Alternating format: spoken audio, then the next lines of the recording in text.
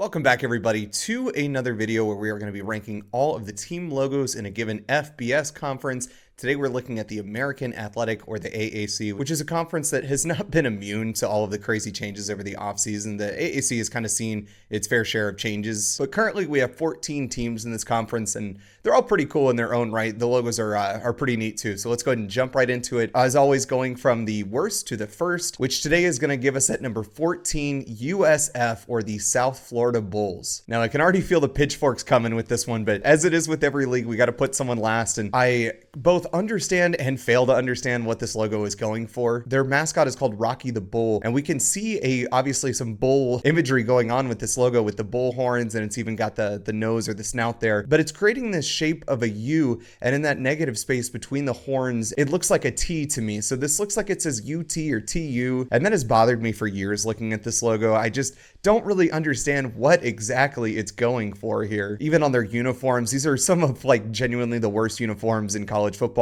I just don't think that highlighter green is going to age well. I say the same with the Seattle Seahawks. These bright green, almost glow in the dark nightlight looking uniforms are just not going to lend themselves well to aging gracefully. I just feel like they could do so much better, and it pains me. So here we go. We have them at number 14. At number 13, we have Charlotte, or UNC Charlotte is the official name for this. And we have a logo here that looks pretty nice, and one that has definitely seen some changes pretty recently, actually, because they used to have this miner with the pickaxe looking thing. I felt that this logo, this was definitely in need of some change. And what they have now, I think, is quite strong, and it works really well with a lot of simplicity here. We've kind of got like a varsity block lettered C, but in the negative space, we've got the pickaxe, so we can still see the C for Charlotte and then the negative space, that pickaxe that the miner was using in the previous logo. I think that's great. I think simplicity is working wonders here. What's missing is that gold and some of the white trim. I think would look so awesome in this if it had kind of an outer glow with that gold. Would really elevate this here, but simplicity is working well. This looks great on the helmets and even on their uniforms. I think Charlotte's doing quite well in that department. And yeah, with this rebrand here, we're doing a lot with a little,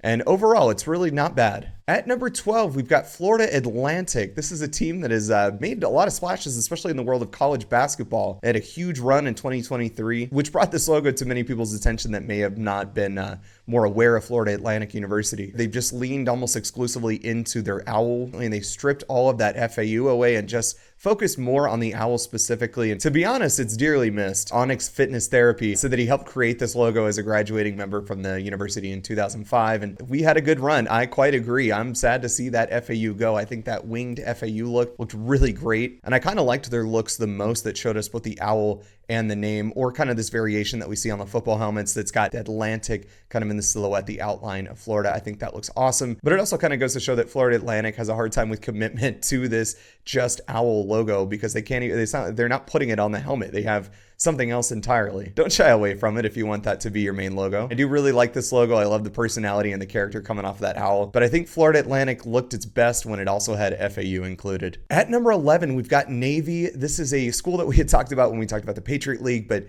kind of jumped the gun on that one a little bit, because again, with all the kerfuffle and shuffle of college football, we now have Navy playing in the American Athletic, which is awesome. I think this is a great addition to the conference, not even just from the aspect of having this historic powerhouse school in your conference, but also, I mean, look, this is a fantastic logo. It's, again, working very simply here with a giant N, Navy underneath that, with the North Star kind of over in the corner above that N. And I think that this is just working great for exactly what it needs to do, which is to provide a little prestige and a little class with this military school here. And overall, I think Navy knocks it out of the park with what they're going for here. And of course, the midshipman logo, the goat, is one of my favorite logos in all of college athletics ever. I absolutely love this goat. I mean, Navy has just looked so great throughout the years, and what they have now, it's no different. It comes off as being very strong, very classic, very classy logo, and I'm a big fan. The same is true at number 10, Temple University, the second of 3 owls that we're going to be talking about today. We've got a real stately looking T here for Temple that kind of has like a racing stripe sort of thing going on. Now, the only reason we have it a little lower here is that the colors, I think, are just a little awkward on this, in that T is actually white, and really the only way to see this is to put a background behind it. In this case, we've got kind of a red, almost maroon looking square, which to me just feels very limiting in what you're able to do here for a logo, in that it must be on a color colored background in order for you to see it. Kind of looks a little awkward in that way, and this comes across as being kind of more of the academic or university official logo rather than their athletics logo. But overall, I think they did a good job here. I do like this very unique font that they're using. And you want to talk about unique fonts and historic logos? Well, we got to go to Rice University at number 9. A very smarty pants school. There's actually the number of them here in the American Athletic. A very smart, historic, iconic university here. And the logo definitely reflects that here with what they're using for their font. Just a big kind of handsome academic looking R. Gives it this very prestigious look to it. And, you know, that's very fitting with Rice University. Again, it's a very smart school. But they're kind of going the route of Temple here where they are pulling away from their owl and just kind of focusing more on a single letter to represent the school. And you know, they did sort of introduce these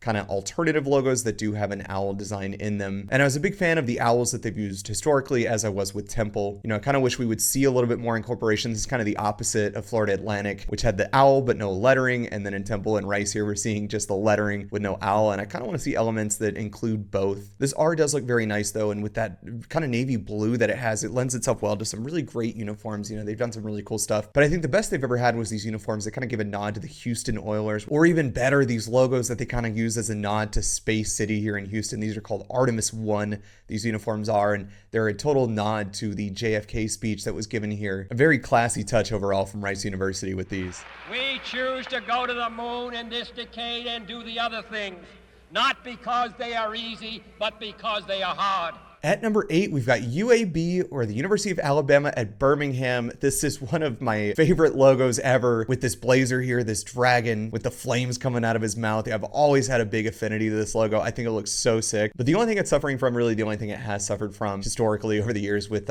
some of these awesome logos that they've been using, is just all the detail that's going on in it. You know, some of the logos that we've already talked about are better served in their subtlety, and UAB is lacking any of that. And I really do love them for that. This is one of the most detail-oriented logos that we've ever talked about on this channel. And I totally understand that, you know, this university didn't really exist until the 1960s, and they were always called the Blazers, but they couldn't really figure it out for a while. They were trying to get a better grip on what their actual mascot would be, even though it's always had the name Blazer. And then once they finally figured it out that they wanted their Blazer to be a dragon, I mean, they really cranked it up to 11 and just went all out. You know, I really do applaud them for that. I think this looks fantastic, especially on the helmets. This looks so sick. That big dragon on a helmet looks awesome, but I do think there's some better logos ahead that are just kind of served in better subtlety or simplicity. But UAB, big shout out. One of my all-time favorite logos. At number 7, we've got Memphis, home of the Tigers, doing something that I love so much with college logos here, where we can see both items, and that we've got the M for Memphis and the tiger jumping out of that M. Two things working really well together that show us both the team name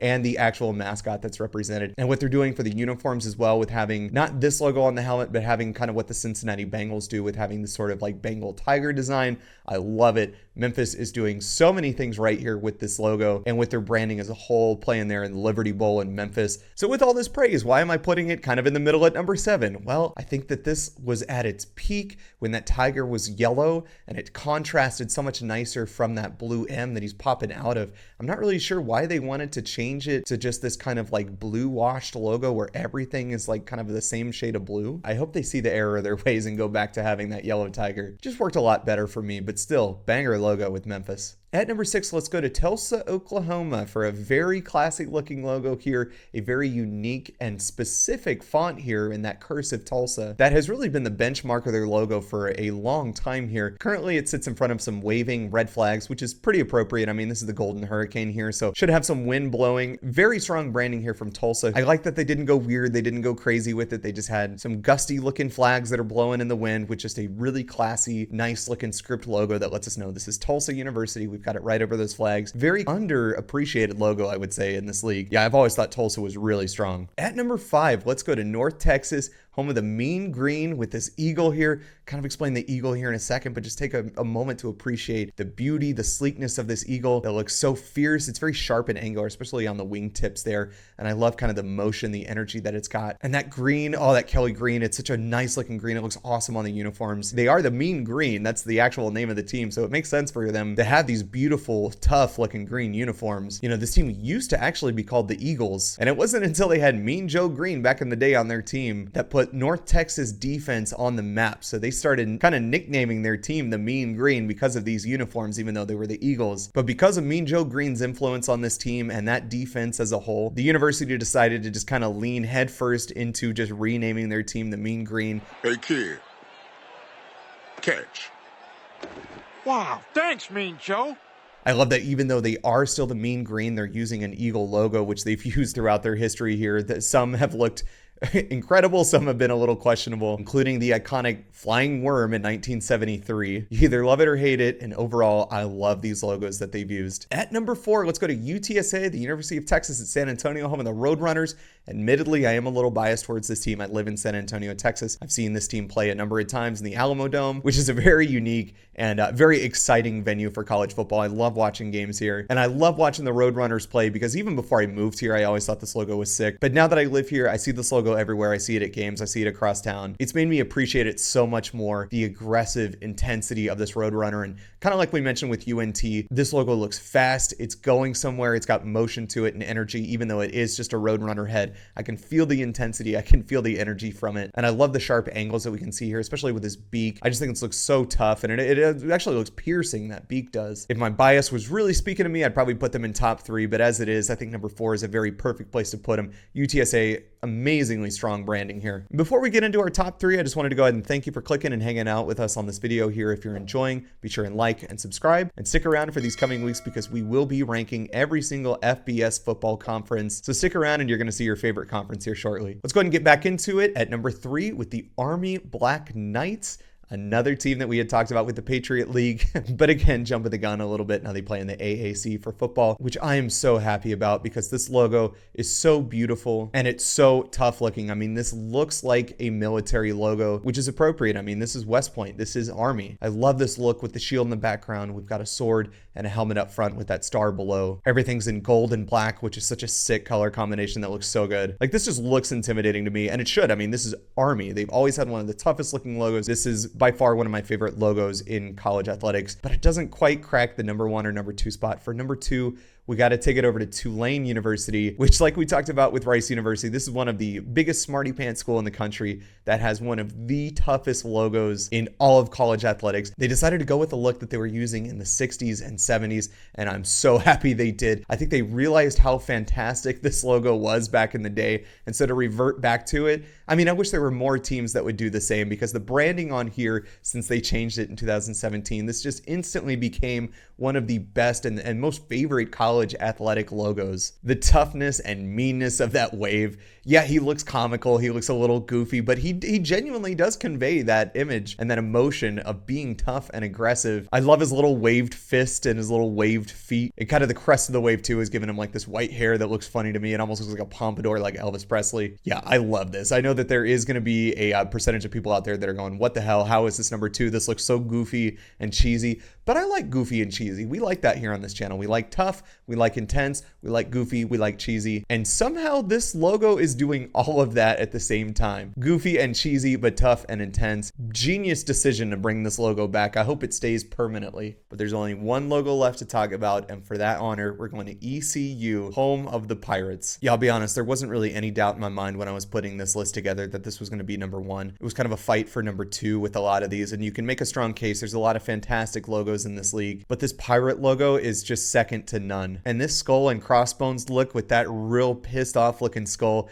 is one of the most intense, insane, scary looking logos, and I love it. This is so much emotion, so much intensity, kind of like we talked about with Tulane, but this is stripped away from any cartoony goofiness. This is just pure, raw, intense scariness coming from that skull and crossbones. Love this look. And ECU also has the best college football midfield logo, with having this skull and crossbones logo kind of wedged within the silhouette or the outline of the state of North Carolina. I love looking at this. East Carolina games are so much fun to watch because of this logo and how sick it looks on the uniforms, how sick it looks on the helmets. You know, the colors here that the school used just absolutely pop. I love that purple. And this logo is by far the best logo in the American Athletic Conference. But what do I know? I'm just some guy who loves college logos, and this was a lot of fun to put together. I would love to hear your guys' opinion. Let me know down in the comments which of these schools is your favorite, which of these logos is your favorite, and which conference you look forward to seeing next. Thanks so much for clicking and hanging out, guys. Like and subscribe, and we will see you in the next video.